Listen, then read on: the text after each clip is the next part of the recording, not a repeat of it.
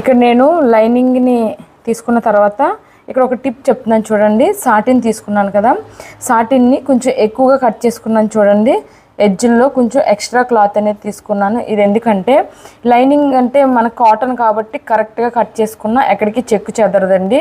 కానీ satin, silk ఇలాంటివి తీసుకున్నప్పుడు కొంచెం ఎక్స్ట్రా క్లాతే తీసుకోవాలి. ఎందుకంటే అటు ఇటు జరిగిపోతుందండి. అది జరిగిపోయినా సరే మనకి మెయిన్ ఫ్యాబ్రిక్ అనేది కరెక్ట్గా ఉన్నప్పుడు, ఈ లైనింగ్ ఉంది కదా, ఇది లైనింగ్ అనేది కరెక్ట్గా ఉన్నప్పుడు ఇది ఎక్కువ తీసుకున్నా సరే మనం రెండు కలిపి అటాచ్ చేసుకున్న తర్వాత ఎక్కువ ఏమైనా ఉంటే కట్ చేసేసుకోవచ్చు. కాబట్టి ఇలా ఎక్స్ట్రానే తీసుకోవాలండి. తక్కువ తీసుకున్నారంటే కనుక ఇది ఇటు ఇటు లాగిపోయి తక్కువైపోతుంది. చెప్పాను కదా, కొంచెం ఎక్స్ట్రానే తీసుకోండి. మనకి లైనింగ్ మాత్రమే పర్ఫెక్ట్గా ఉంటే సరిపోతుంది. ఇక్కడ ఈ ఉన్నవన్నీ కూడా ఎక్కువ కట్ చేసుకుంటే తర్వాత మనం అది ఇది కలిపి అటాచ్ చేసుకున్నప్పుడు ఎక్కువ ఏమన్నా ఉంటే కట్